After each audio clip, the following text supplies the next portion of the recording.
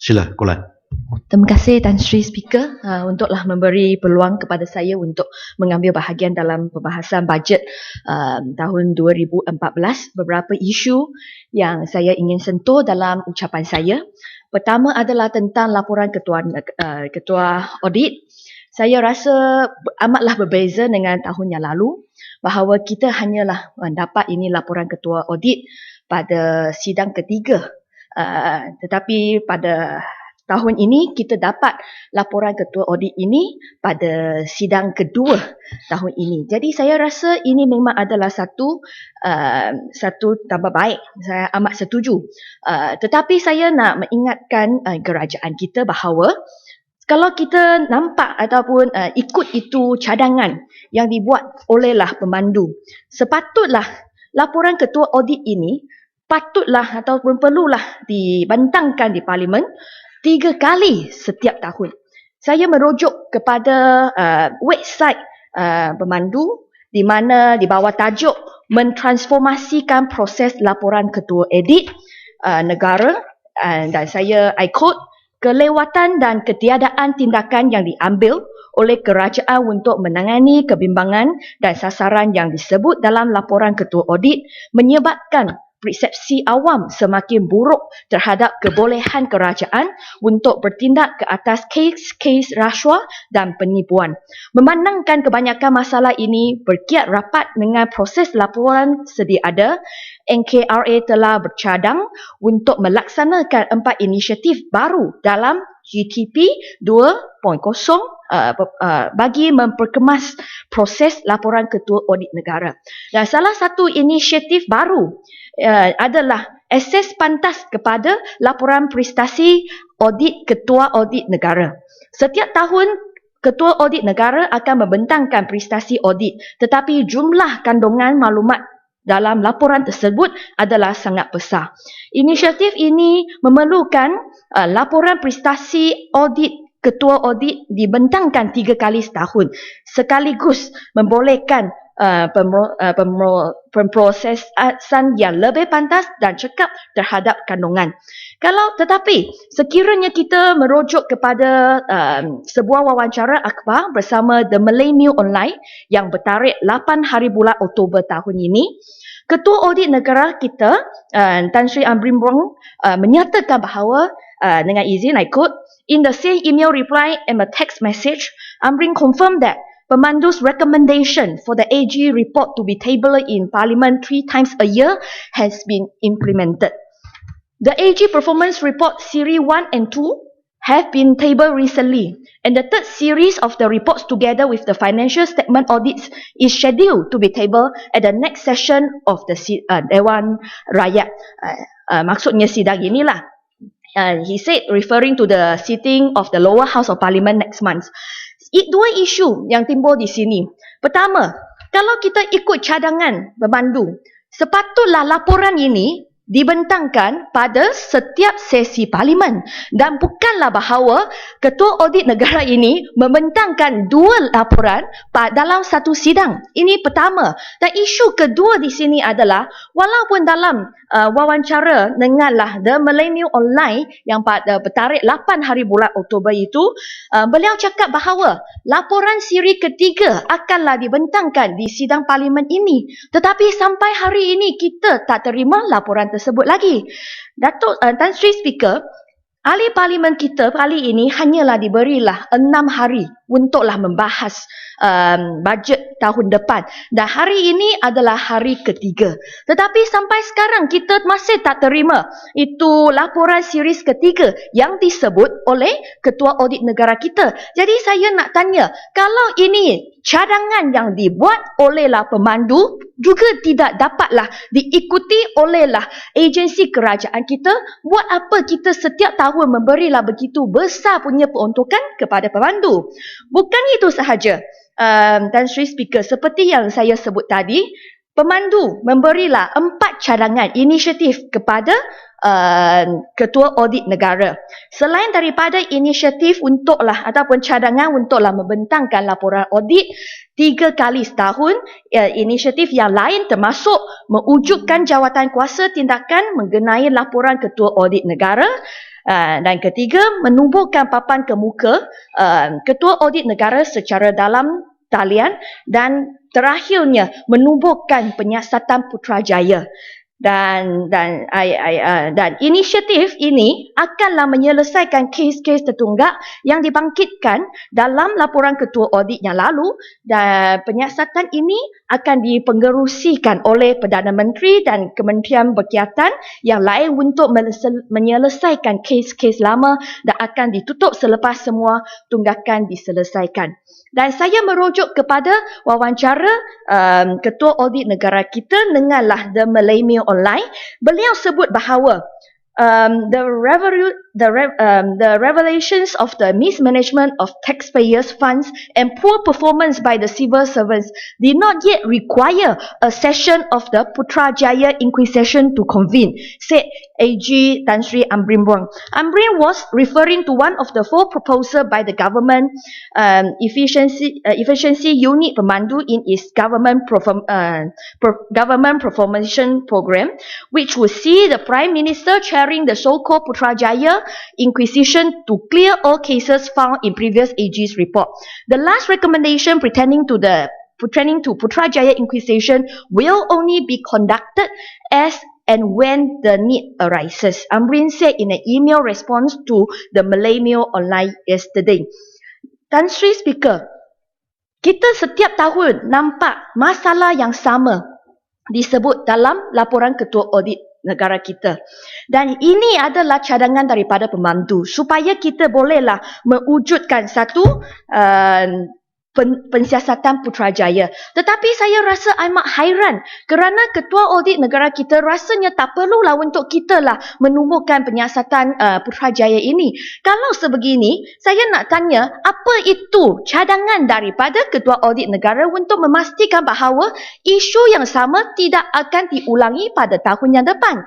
Dan saya rasa pada tahun ini bajet kita, peruntukan kita untuklah pemandu adalah sebanyak 250 juta ringgit, dan pemandu ini ada sebanyak 123 orang pegawai, dan untuklah pengarah pemandu gajinya adalah sebanyak 49,000 sebulan. Dan pengarah bersekutu di pemandu jugalah boleh dapat gajinya 31,600 sebulan. Dan jugalah untuklah pengurus kanan gajinya adalah sebanyak 21,000 sebulan. Jadi sekiranya saya rasa ini cadangan-cadangan daripada pemandu juga tidaklah diambil, diterima olehlah agensi kerajaan kita. Saya memang tak faham buat apa kita memberi satu peruntukan yang begitu besar kepadalah pemandu kita. Saya rasa lebih baiklah kita jimatkan duit ini, dan saya rasa pemandu ini juga bolehlah dimansuhkan. Selain daripada itu, isu kedua yang saya ingin sentuh dalam ucapan saya adalah tentang kanak-kanak tanpa kewarganegaraan dan golongan yang sebeginilah. Kalau menurut satu jawapan yang saya terima daripada Menteri Dalam Negeri pada tahun 2009, beliau menyatakan bahawa setakat ini kita terdapatlah 32,440 kanak-kanak tanpa kewarganegaraan di negara kita.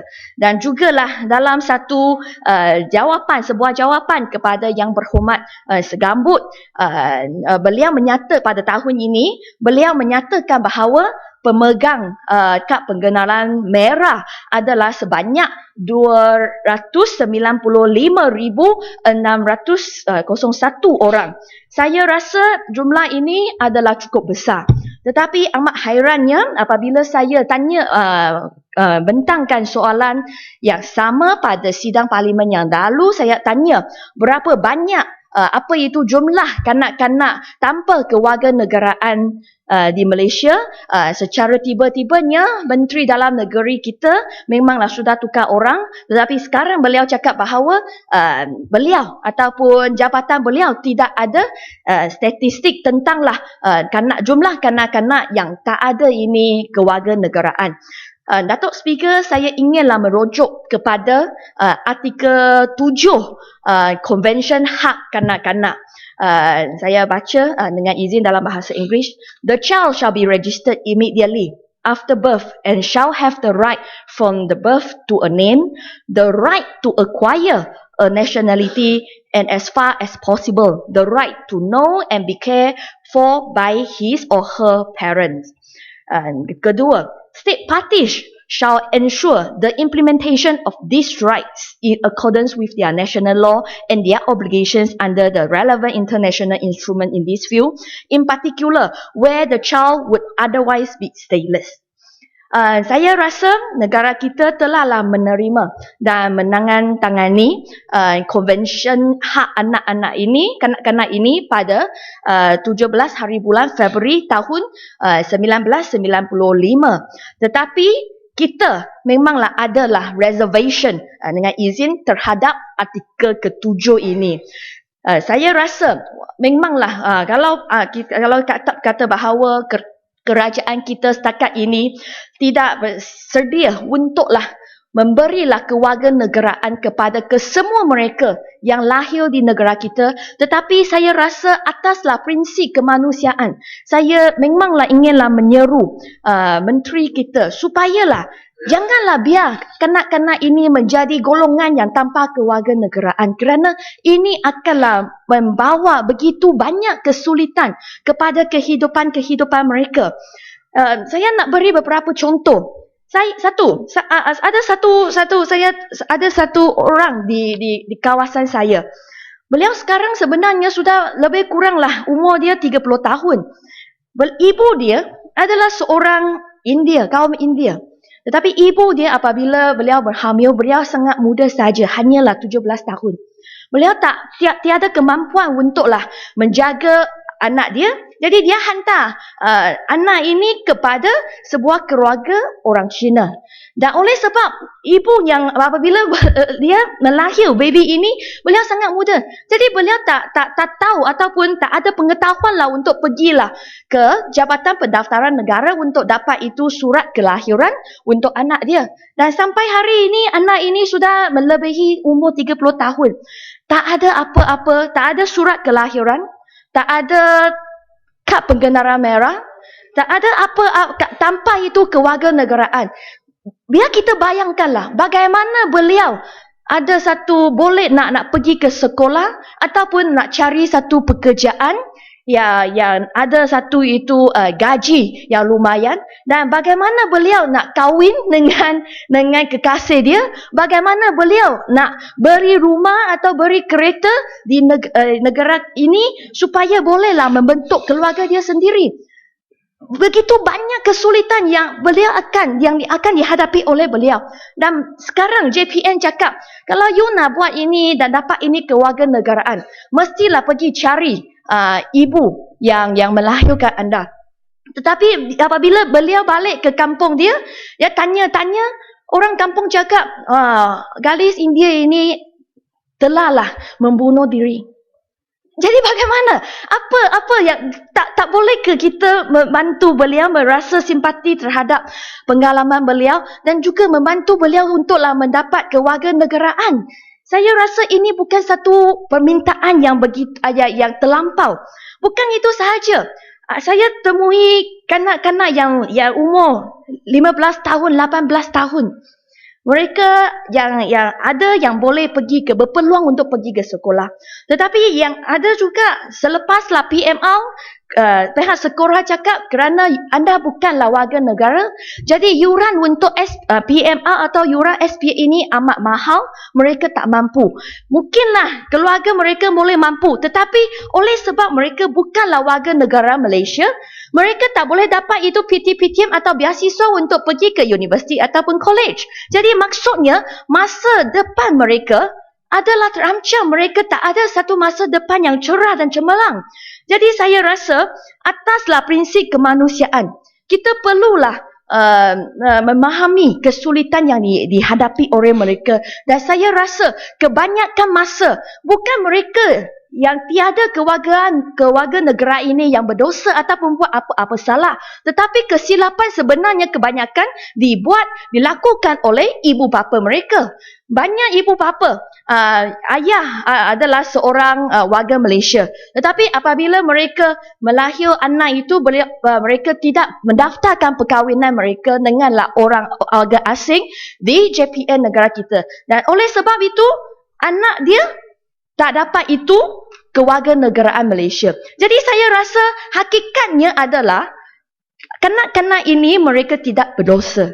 Kebanyakan masa ini isu adalah dilakukan oleh ibu bapa mereka. Jadi janganlah kita denda mereka ataupun menyusahkan mereka. Dan saya rasa semasa itu, dalam itu Suruhanjaya Siasatan Diraja bagilah menangani masalah pendatang asing tanpa izin di Sabah.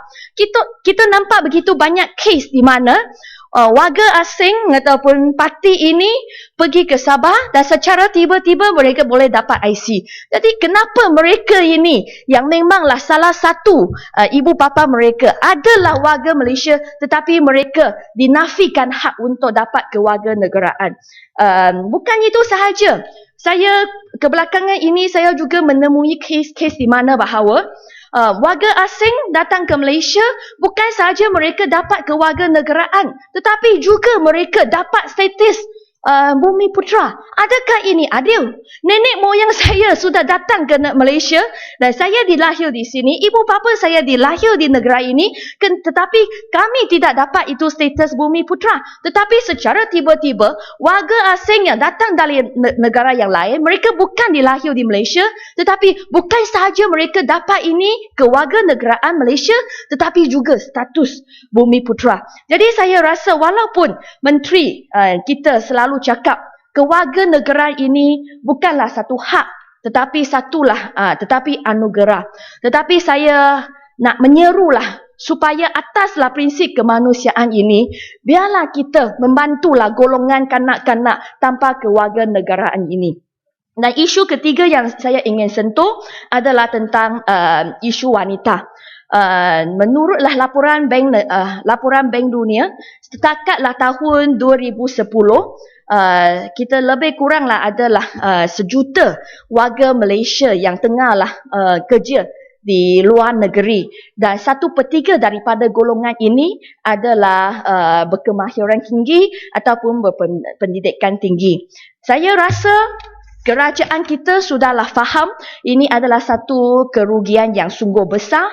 Sebab tu kita telahlah menubuhkan satu talent corporation dan gaji CEO untuklah talent corporation ini adalah sebanyak 30,000 sebulan dan juga beliau dapatlah ini allowance kereta yang sebanyak RM5,000.